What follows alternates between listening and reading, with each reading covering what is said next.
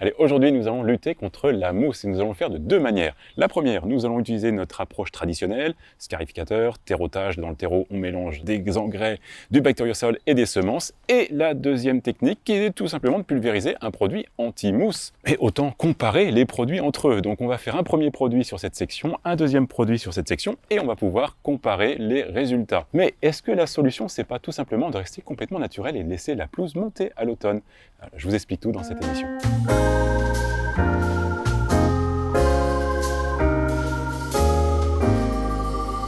Bonjour et bienvenue dans le jardin de Grandiflora. Alors surtout bienvenue dans cette tâche qui est toujours habituelle. Début du printemps, enfin on n'est pas encore dans le printemps, on est au début mars, donc début du mois de mars. On se met à tondre et on découvre un petit peu des fois l'ampleur de ce qu'a été l'hiver. Alors si je dis ça, c'est que la tonde que j'ai faite la semaine dernière pour préparer le jardin, en fait j'ai découvert que c'était que de la mousse. Impressionnant. J'ai jamais eu autant de mousse ici. J'ai même envie de dire, c'est assez agaçant quand on prend soin de terreauter régulièrement sa pelouse et de faire en sorte qu'elle soit belle pour la saison printanière et automnale, de découvrir qu'à un moment donné, elle a été colonisée par cette mousse qui n'est pas forcément l'élément qu'on veut avoir sur ce tapis vert. Alors elle s'est installée, on le sait, par la première raison, la météo, cet excédent de pluie que l'on a eu. La mousse ne demande que ça, de l'humidité. Alors de l'humidité avec de la fraîcheur. Il y a eu tout le contexte cet hiver, cet automne. Je découvre, vous voyez, ma mousse, elle remonte jusqu'ici, enfin bref, je n'ai jamais connu ça. Donc les premiers éléments qui font que la mousse se développe, c'est l'humidité. Le deuxième élément,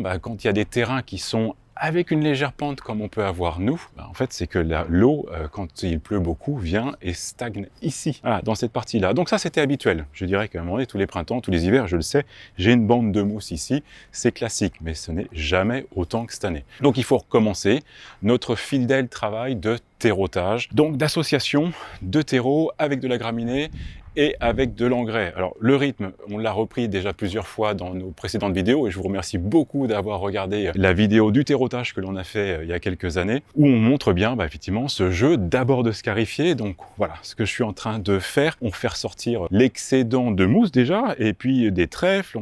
On coupe un petit peu ces racines de trèfle qui sont en train de s'installer sur le gazon. On dérange toutes les autres plantes telles que les pissenlits et les pâquerettes. Voilà, le travail il est de faire un premier grattage de la pelouse pour nettoyer la pelouse en surface, un petit peu en profondeur sur 1 ou 2 cm. Parce qu'une autre raison pour laquelle il y a ce développement de mousse, c'est qu'on a une terre qui est un petit peu trop compacte et les graminées respirent moins. Donc il faudrait carotter.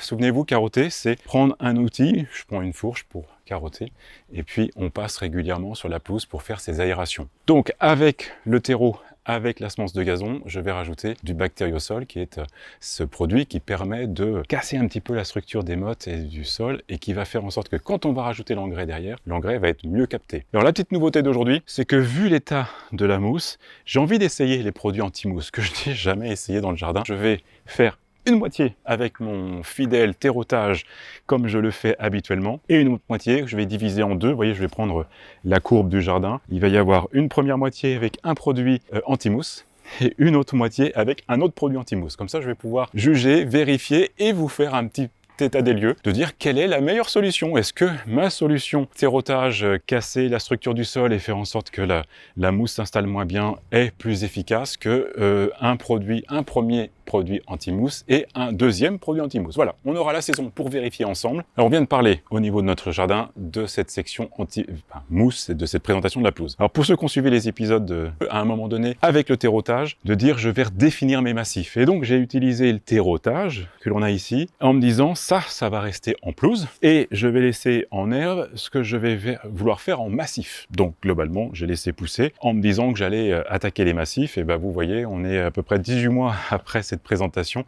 et j'ai toujours pas fait les massifs. Donc c'est un projet quand même de l'année de transformer ça en massif et vous voyez, d'avoir des belles élébores comme ça, je pense que ça va vraiment être un thème autour de l'élébore ici. Là où je veux en venir, c'est que dans cette lutte contre la mousse, ce que j'ai constaté la semaine dernière en tondant, c'est que la partie que je garde basse, fine, qui doit avoir ce côté un petit peu gazon très travaillé, il y a plein de mousse. Alors que l'espace où je laisse l'herbe et que je tombe, j'ai envie de dire, tous les 3 semaines à peu près, il n'y a pas d'air, il n'y a pas de mousse. Et c'est peut-être une gêne justement vis-à-vis de l'installation de la mousse. C'est la première fois que je le constate de cette manière-là, et là c'est assez flagrant si vous regardez. Ici, j'ai plein de mousse. Quand je frotte ici, il n'y a absolument pas de mousse. Donc voilà, donc ça c'est une approche qui est intéressante à étudier. Certes, si vous laissez pousser l'herbe et si vous aimez l'herbe relativement haute, et j'ai même envie de dire peut-être plutôt une autre approche, c'est que les dernières tontes de la saison, au mois d'octobre, au mois de novembre, eh ben on les laisse hautes. Ici, je suis à la hauteur la plus basse de la tondeuse, et ici, je mets la hauteur la plus haute de la tondeuse. Peut-être que la bonne approche, chaque saison, au mois d'octobre, je laisse la tondeuse niveau haut et on laisse l'herbe, même si c'est pas le rendu que je souhaiterais pour la phase hivernale, d'avoir une belle terre, une belle pelouse, un beau tapis vert. Peut-être que c'est la bonne solution pour ne pas avoir de mousse au final.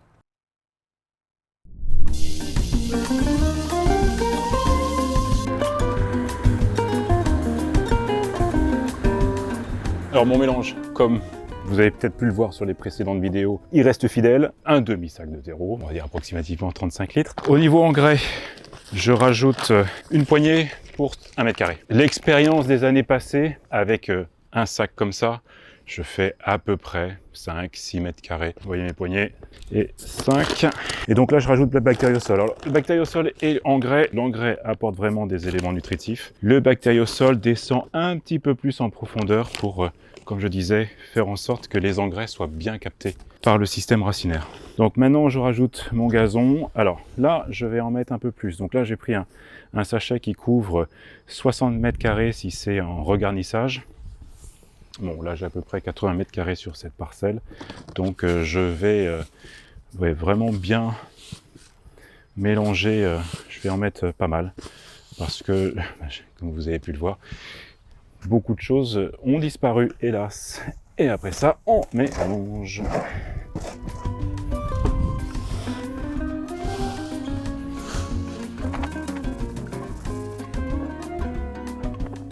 Alors, je vais te prendre 2 produits à base d'algues marines. Donc, tout est naturel dans les 2 produits.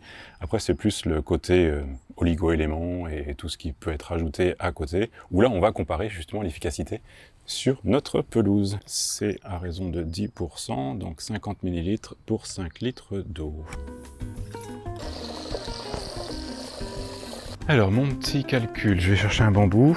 Je reviens pour ma séparation. Là, je sais que j'ai 10 mètres carrés. Je vais faire mon premier pulvé.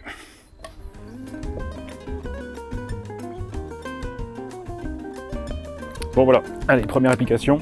Donc on a pris ce produit fait par l'entreprise Jardinat. Bon, on verra le résultat, mais déjà au niveau pratique, c'est vrai que d'avoir un petit bec doseur, c'est quand même plus simple.